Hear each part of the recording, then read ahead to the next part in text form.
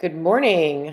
Give me 1 second to get myself live here on Instagram.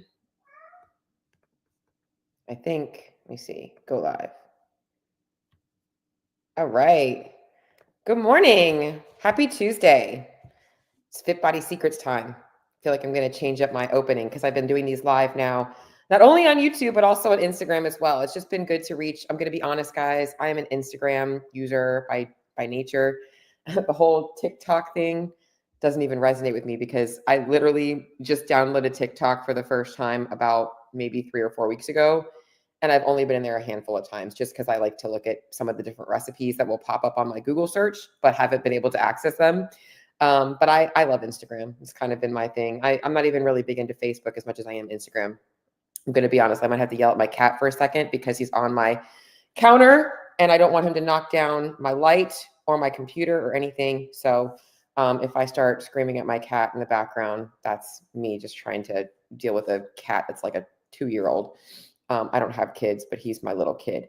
So what's up, guys? It's Tuesday. I am here today to talk a little bit about fat loss plateaus, metabolism, hormones, things that impact your ability to lose fat. And I just wanted to start with the plateau because we are we're 21 days into the new year. And if you did start something at the beginning of the year to maybe, get some fat loss going, maybe see some improvements in your body composition, now is about the time where you're going to start to see a plateau. And some of you guys, in fact, did you guys know that January 10th, the second Friday of January, is National Quitters Day? It is the day that notoriously people give up on their New Year's resolution. So if you are still going towards whatever your New Year's goals were right now, give yourself some props because you made it past National Quitters Day. And you're 21 days in, which a whole nother statistic is like it takes 21 days to break a habit, which has been busted, not a true actual statistic. I think that they said the average is actually like 68 days. But 21 days is a pretty good streak to be able to tell yourself that you've committed to something a little bit different. So I want to talk about plateaus because it's about that time of year or about that time in the season where you might be seeing some plateaus, or maybe you just feel like you've been plateaued or complacent for a very long time. And it doesn't seem like what you do, you just can't make any progress. You lose 5 pounds, you regain it. You lose 5 pounds, you get stuck. You've lost weight, but you can't maintain it. Whatever it is, you just stay stuck where you're at. Today, I want to give you guys some clarity on what might be going on and hopefully give you guys some action steps to get going. So let's start by talking a little bit about actually assessing a plateau. All right. So there is a difference between somebody needing to be patient and then also actually hitting a plateau.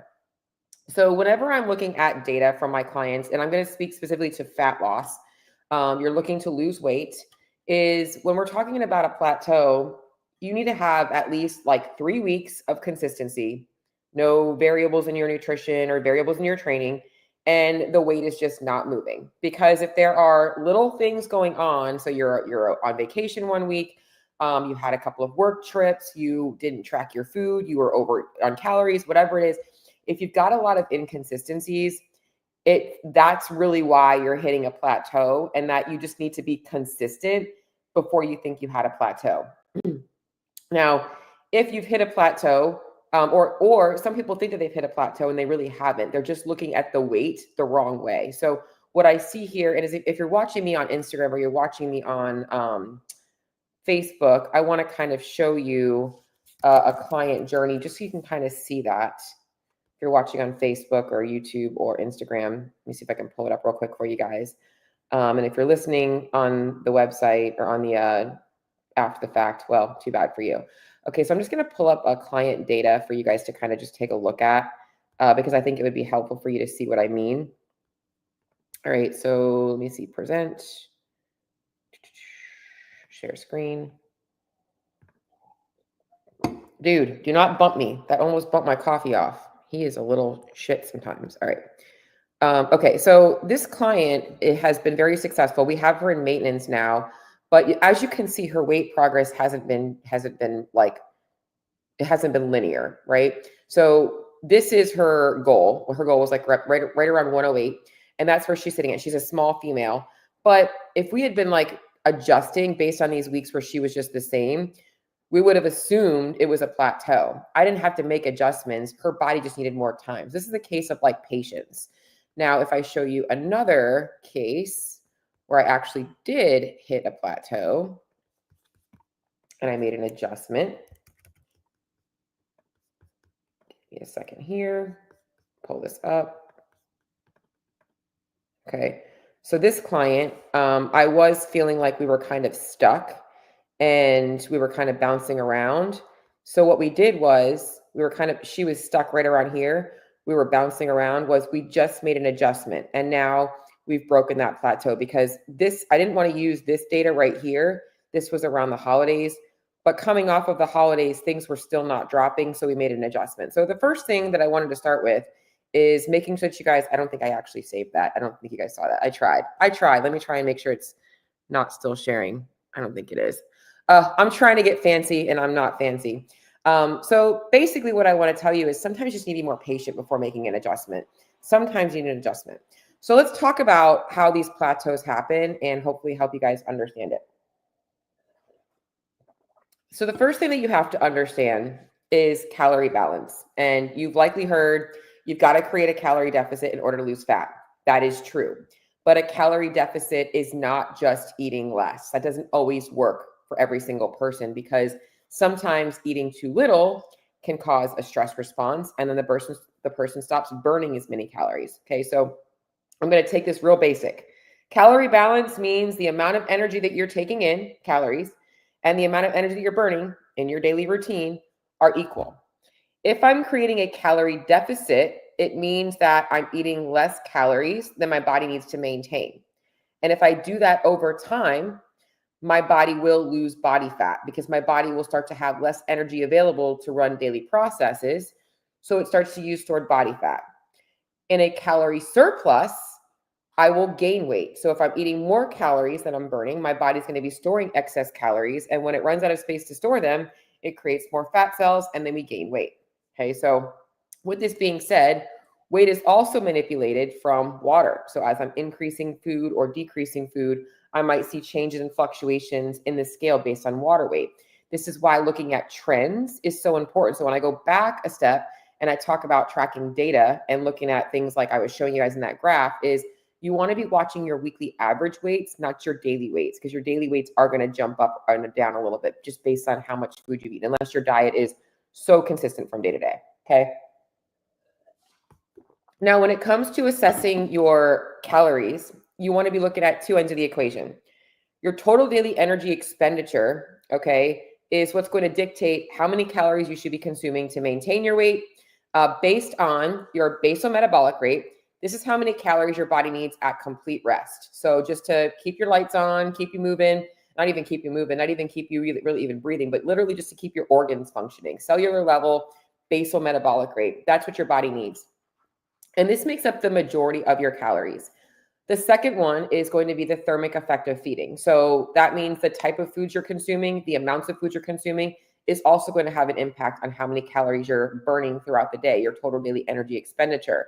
If you're eating a very high quality, whole food based diet, lots of protein, lots of fruits and vegetables, you are likely, and enough calories, you are going to be burning more calories to break that food down than somebody that's eating more processed food, less calories, less fiber, less whole foods, more dense things. You're not burning as many calories to break those things down. Okay.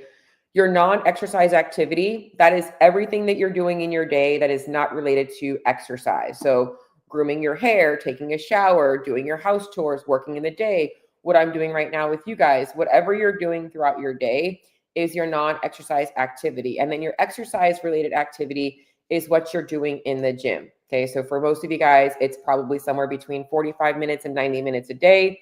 If you're a little bit more in the competitive nature, maybe you're 2 to 4 hours, but that kind of veers into that fine line of your lifestyle actually just being more active. So if you're someone that's like a competitive athlete and you're even a part-time athlete and you're training 4 hours a day, that extra consistency with your exercise routine also plays a factor in your quote unquote non-exercise activity because it's part of your lifestyle. Okay.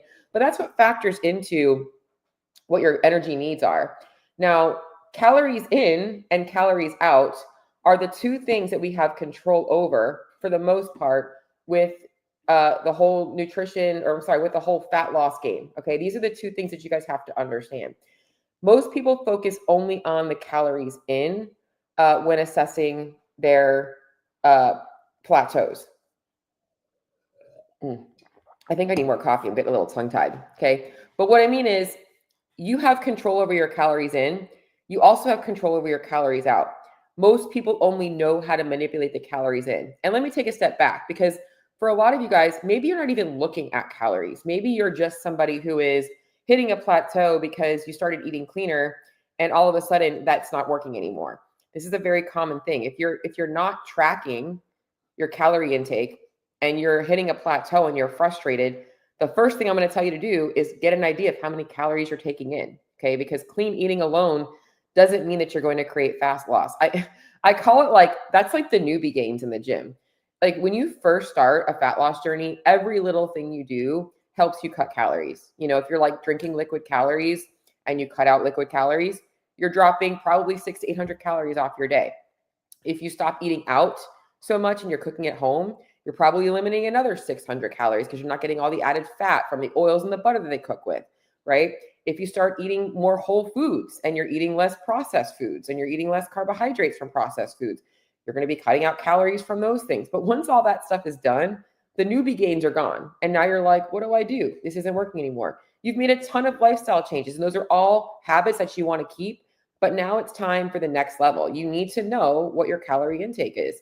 And even if you've not done all those things, because you avoid those things, just tracking your calories might be the one thing that you can do to help you make some further progress. Okay, so calories in is what your body is eating, but also absorbing. So we don't absorb all of the calories that we consume. So this is where I can go down the rabbit hole of like net carbs. I don't like people counting their net carbs, but there is truth to the fact that your body is not going to digest all of the fibrous carbs from a lot of those products. So you do get a little bit of an advantage because you can eat the same amount and actually not absorb the same amount. Calories out is probably what you guys need to have the most of an understanding of today. Okay, so I'm not going to focus so much on the calories in right now. I will in a bit, but the calories out is usually what leads to the plateau, in my opinion. And here's what I want to talk about with that. So as I'm dropping my calories, let's just say you are tracking your food and you're hitting your macros and you've been consistent with hitting them for like 6 weeks and you saw some progress and now like it's stuck. All right. Essentially what has happened is what's called metabolic adaptations. Okay. So if you've lost a little bit of weight, you're burning a little bit less calories at rest. If you've made nutritional changes and you're eating less calories, you're burning less calories to digest that food. If you have less energy available, your body is going to start to burn less calories. Your non-exercise activity is going to go down. The amount of intensity in your workouts goes down. And then also your hormones start triggering you for appetite. So you'll start to get some signals for more cravings. You're going to get a little bit more hungry. And for some people, they're like, I'm like totally disciplined. I can hear those signals and not feed them. But others are like, no, it gets overwhelming and I feed them. So those are all signs of metabolic adaptation. And this is where people are like, what do I do? Okay. So here's the key to beating plateaus that are typically caused by this. All right. So I already mentioned one. If you're not already tracking your food, you need to be tracking your food, because we want to think about maximizing. Key number one is maximizing energy availability. All right. So we want to work on eating as much as possible to lose fat or to optimize whatever your goals are, rather than as little as possible. And that means not just looking at calories, but looking at the nutrient contents of those calories. Higher protein, higher fiber carbs are going to be more thermogenic than a lower protein, more white flour, sugar processed carb type diet. So we want to maximize energy availability. We also want to make sure that you're getting enough micronutrients so that your energy levels are optimized as well. Your hormones are also functioning properly. So often what happens with metabolic adaptation is your body kind of dims the light on a lot of your hormonal processes. This is why you might start to experience some other weird things like with your period, or maybe you just don't feel as good, not as much libido, like whatever it might be also going on. So we want to maximize energy availability to keep you feeling good, fit, and healthy. And we also want to be able to maximize energy expenditure. And that's where having the energy availability really helps, because when you have more energy available, you're going to have more energy in your day. You're going to show up more bright. You're going to hit those workouts with more intensity. And we really want to be looking at making sure that we are optimizing our energy expenditure. This also comes down from a hormonal level of, this is where I feel, so people have this whole debate. Is it hormones or is it metabolism? Is it hormones or is it calories? It's both. Okay. So like I look at also insulin sensitivity and things like that. The more insulin sensitive you are, the more your body is going to be able to access and burn energy. So we want to optimize all that stuff for your metabolic rate. So those are all things that we can do.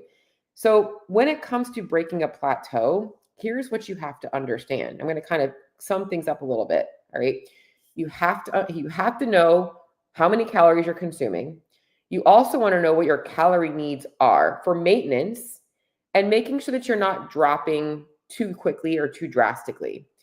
You also want to be measuring your data with the scale and watching trends and feedback as you have changed your nutrition, energy levels, and all that kinds of stuff.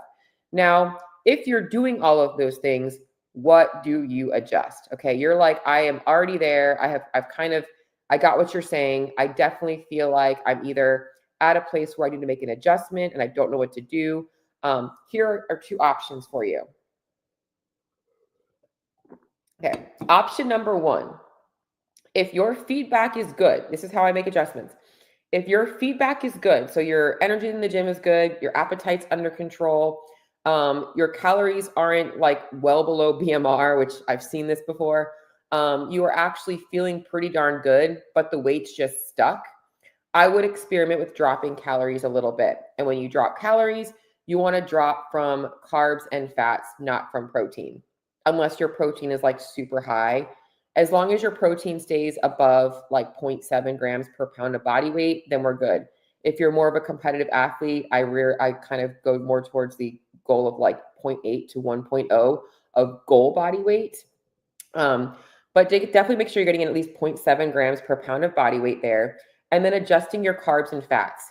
Now, when you're adjusting your carbs and fats, you're thinking about pulling about 1 to 200 calories.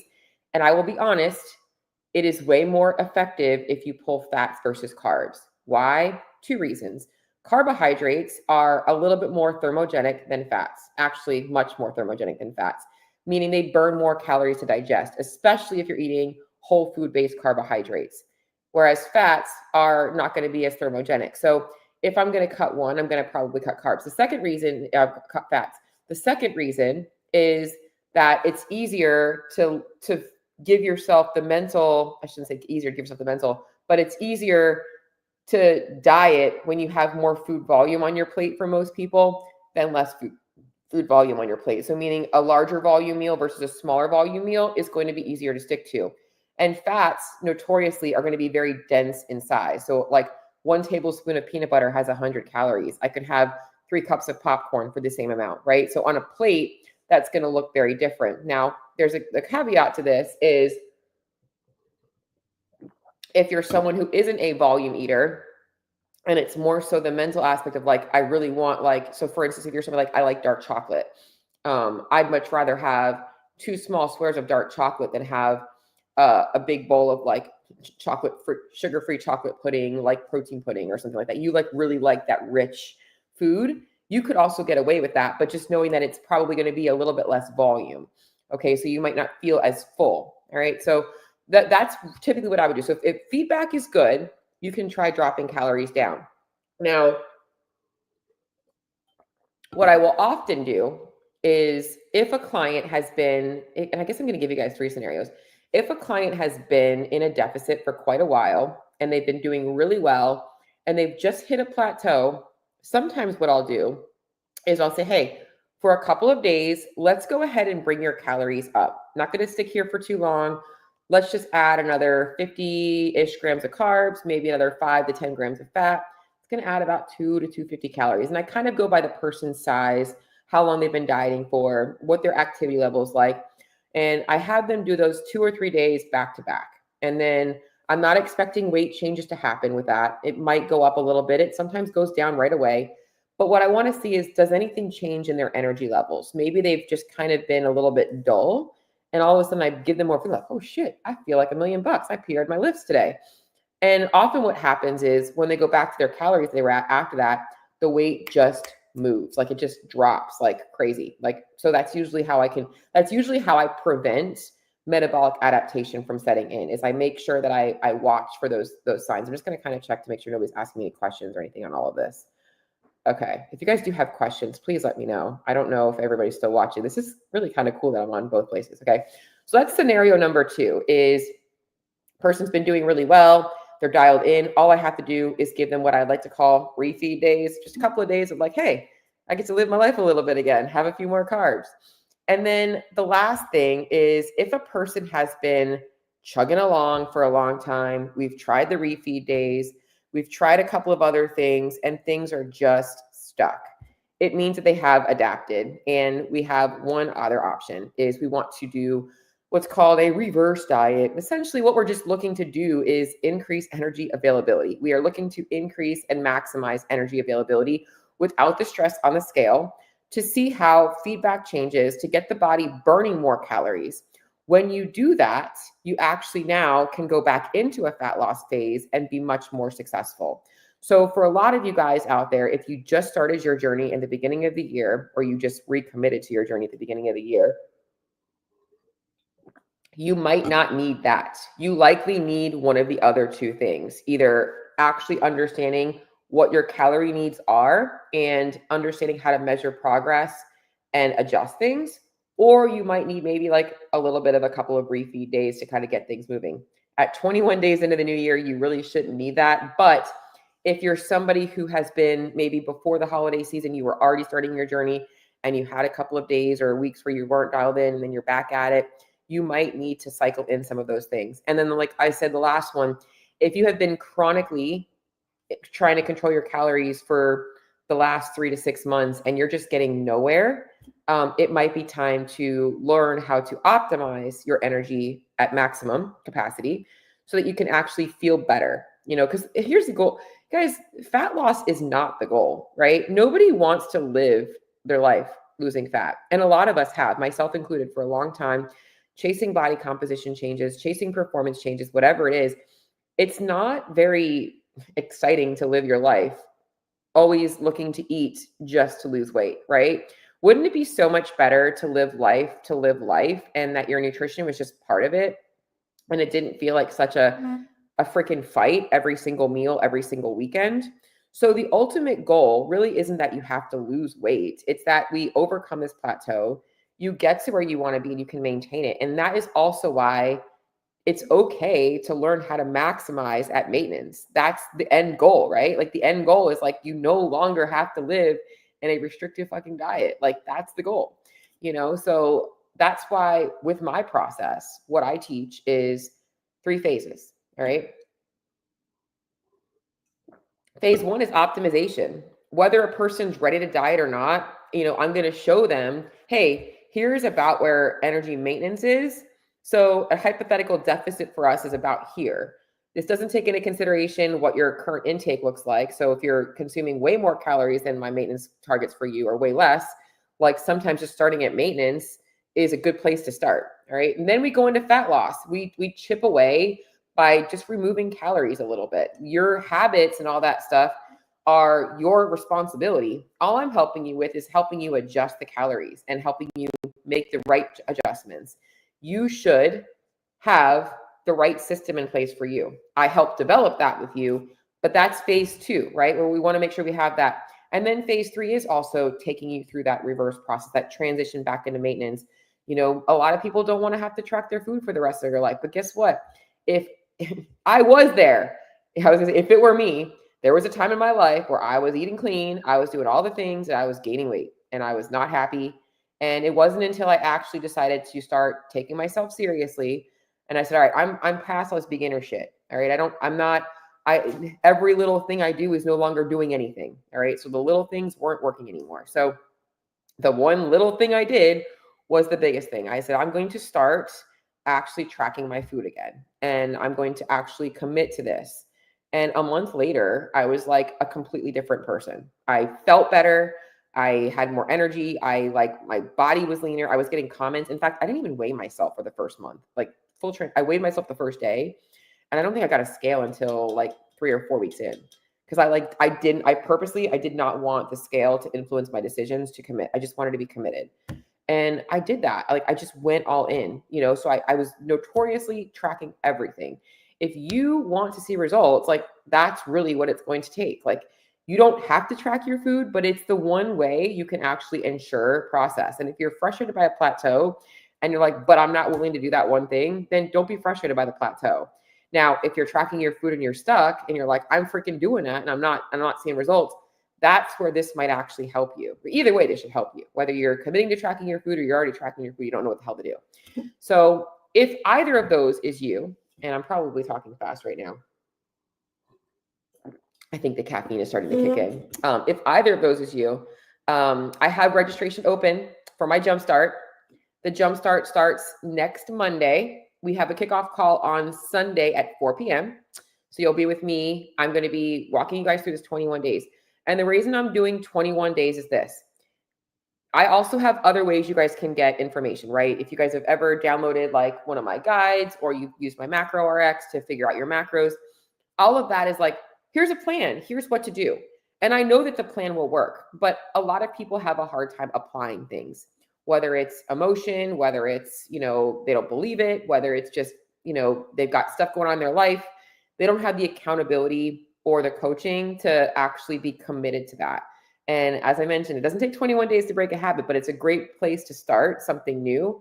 So I feel like over 21 days of working together, we can really make a dent in making some lifestyle changes, getting you committed to the right things, even maybe buying into what I'm saying right now, because I know that a lot of people are scared shitless about eating too much. It's like crazy. People are so afraid to eat too much. Well, there's two things. People are afraid to eat too much, so they don't eat. So you're like afraid of looking at the calories, so you don't track them because you're like, I don't want to see how many calories I'm eating. Or you see the calories you're supposed to be eating, you're like, there's no way that I could eat all that food. So you're afraid of eating too much. But then when you're not tracking, you're gaining weight. So why are you gaining weight? Because you're eating too much. And the second thing is they just don't believe that calories really matter.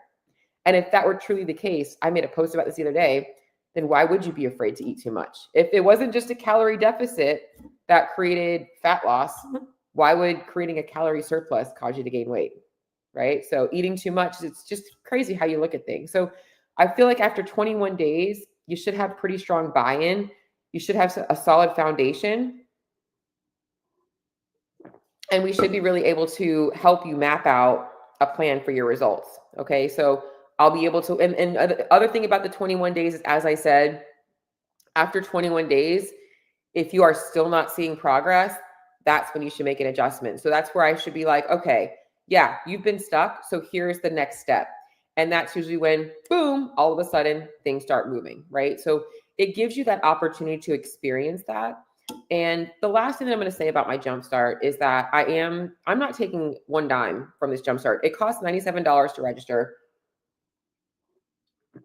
I've mentioned a number of times about how I feel about people who say that's too expensive. All right. Because here's the deal. $97 for 21 days of coaching.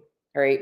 If you think about how quickly you spend $97, go put gas in your gas tank and then stop at the grocery store or the convenience store, or get gas in your gas tank and then run into the gas station and get a couple of snacks, right? Like if you think about all the little things, the freaking apps that you're paying for on your phone, even MyFitnessPal that you pay for and you probably aren't even using, right? It's probably been paying for premium for a year and not actually using it effectively. Think about how much all that money has compounded. $97 is nothing. And I'm not taking a dime of it. Here's what the money is going towards. Two things. I am giving one person, the winner of the Jumpstart, gets 50%. So 50% of it is going directly to the person who I think has done the best job over the 21 days. And this is not just going to be about how much weight they lost. There's going to be other things as well. So I've got some weekly workouts. I've got other ways to gain compliance with showing up on the calls. There's other ways that people can actually win this grand prize. The other 50% is going to be going to help the fires in LA. So my heart is on the animals that have been impacted. So I will be donating to a charity. I haven't decided which one yet. In fact, I'm actually going to LA this week. So I was going to do a little bit of which is crazy, but I wanted to do a little bit of a research out there and kind of see which one I felt most pulled to. And the other 50% will go directly to that charity. So I'm not taking a dime of it. I want to solely do this to hopefully help you guys all understand what you need to get the most out of your nutrition, and also to be able to give back a little bit and create some impact. So $97, that's it. And I know you might be saying, but what if I'm not like fully committed? Like, what if you have all these doubts? So go ahead and like send me a message, right? What is on your mind that is stopping you? Because a lot of times it's just like fear of like, what if this doesn't work out? What if it's not? So my thing is like, you've probably spent so much money and so much time and effort on all of the other things where it could all be removed with like just the first call. The first call is worth $97 in itself. I could have very easily been like, hey, we have one workshop and that's it for $97. And that probably would have been like, boom. But I want to give you guys the opportunity to implement as well. So that's all I got today. I know that today got a little bit long, man, 30 minutes. But what questions do you guys all have? I'm going to see if you guys have any questions.